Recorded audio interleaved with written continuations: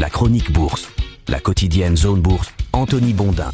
Salut tout le monde, bienvenue dans ce point de marché Zone Bourse. Nous sommes le mardi 10 décembre 2024. Il s'appelle Ce matin, Wall Street vacille, l'Europe s'éparpille et la Chine scintille. Pour commencer, je suis heureux de vous annoncer que nous fêtons aujourd'hui le 1000e épisode de ce podcast et que vous êtes depuis une dizaine de jours plus de 100 000 abonnés à la version écrite de cette chronique. Je vous en remercie. La séance de lundi, elle a été marquée par le bond des actions chinoises et par la baisse des actions américaines, et on peut ajouter à cela la hausse de la bourse de Paris à contre-courant du reste de l'Europe parce que le CAC 40 est devenu une sorte d'ETF sur l'économie chinoise. Mais on va reprendre les choses dans l'ordre. Hier matin donc, le Politburo chinois, qui est une assemblée de gens pas très fun qui préside quand même aux destinées de 1,4 milliard d'individus, a annoncé un certain nombre d'orientations politico-économiques pour l'année prochaine. La session de décembre est toujours plus suivie que les autres parce qu'historiquement c'est celle qui sert à faire passer les messages les plus forts. En l'occurrence, le Politburo a prôné un, j'ouvre les guillemets, ajustement anticyclique non conventionnel, fermez les guillemets, ainsi qu'une politique monétaire modérément souple. Une façon élégante d'indiquer, on va en faire un petit peu plus pour sortir de la mouise. Si j'en crois les spécialistes des us et coutumes locaux, il faudra quand même attendre la conférence centrale du travail économique qui est organisée, elle, mercredi pour en savoir plus, et aussi la session de mars 2025 de l'Assemblée nationale populaire pour obtenir des objectifs chiffrés. Mais comme c'est le cas depuis à peu près 3 ans, les promesses des autorités ont fait redécoller les indices chinois, en l'occurrence un gain de 3,2% hier pour le MSCI China, et aussi une frénésie acheteuse sur les actions chinoises cotées hors de Chine, notamment PDD Holding qui a gagné 10%, PDD c'est l'ancien Pinduoduo, la maison mère du vendeur de merdouilles Temu, son compatriote Bilibili plus 21%, ou encore LVMH plus 3,5%. Je précise à Henri C qui m'envoie souvent des emails d'injures que c'est une blague concernant LVMH, en tout cas j'ai l'impression que j'ai encore raté une occasion de me faire embaucher aux Échos.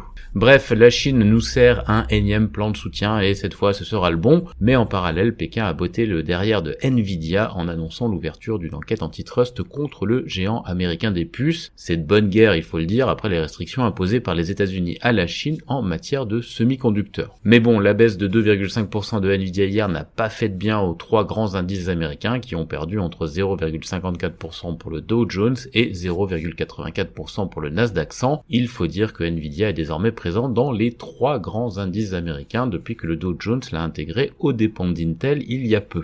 Wall Street a donc baissé hier, mais la petite musique de fond haussière continue à trotter dans la tête des investisseurs. D'ailleurs, les 3 indices sont tout proches de leur record. Quant aux marchés européens, ils ont singulièrement manqué d'esprit de corps hier. On a donc le CAC 40 qui a été dopé par la Chine et par son curieux détachement face au drama politique hexagonal. Il a gagné 0,72%, meilleure performance du vieux continent. Le FTSE 100, lui, il a été dopé aux matières premières, merci la Chine, et au pétrole, merci la Syrie. Il a progressé de 0,5%. On avait aussi des petites hausses à Amsterdam et à Varsovie. Par contre, à Francfort et à Zurich, on a perdu un peu de terrain, et à Milan et Madrid, on en a perdu encore plus. Bilan des courses, il n'y a pas grand-chose à conclure de la séance européenne d'hier. L'actualité du jour est dominée par le statu quo de la Banque centrale australienne sur ses taux. Le principal taux directeur est inchangé à 4,35%. C'était une décision qui était prévue. La RBA a toutefois évoqué des pressions inflationnistes qui se réduisent alors que son discours était plutôt plus prudent précédemment. Côté Chine, heureusement que les annonces d'hier ont eu lieu, sans quoi les financiers se seraient probablement montrés déçus par les piètres chiffres d'import-export du mois de novembre. Les regards vont se porter aux États-Unis cet après-midi sur les statistiques trimestrielles de la productivité. Ceci dit, elles ne font généralement pas partie des données que les investisseurs scrutent de très près.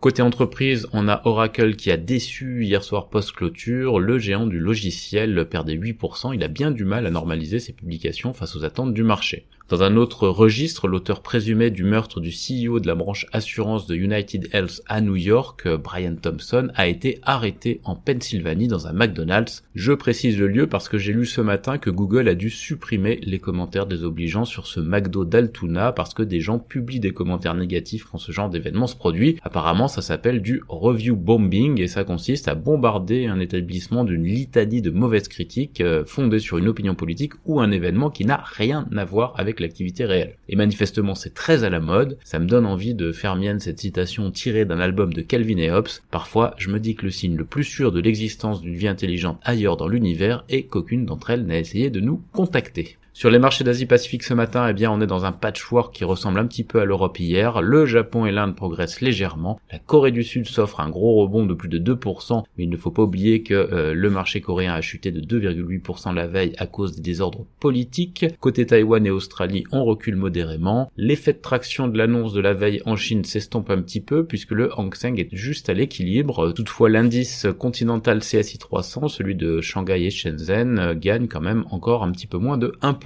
En Chine aussi, manifestement, on attend sans doute les clarifications qui sont prévues demain. Les indicateurs avancés européens, ils sont plutôt baissiers ce matin après le reflux de Wall Street.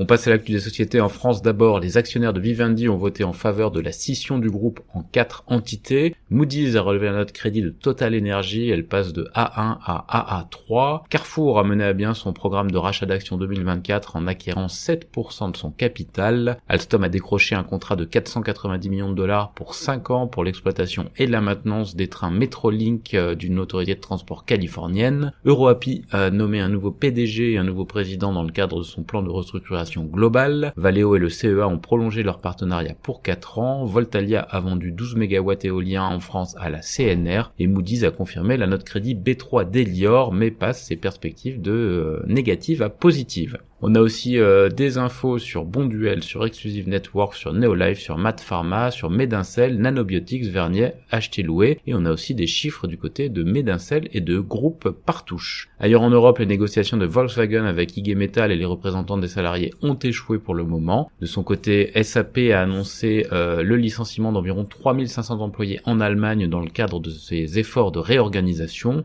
Allianz, pour sa part, a relevé ses objectifs financiers pour les 3 prochaines années. La filiale crème glacée d'Unilever intéresse le private equity selon la presse. Roche a lancé une offre publique d'achat sur Poseida Therapeutics.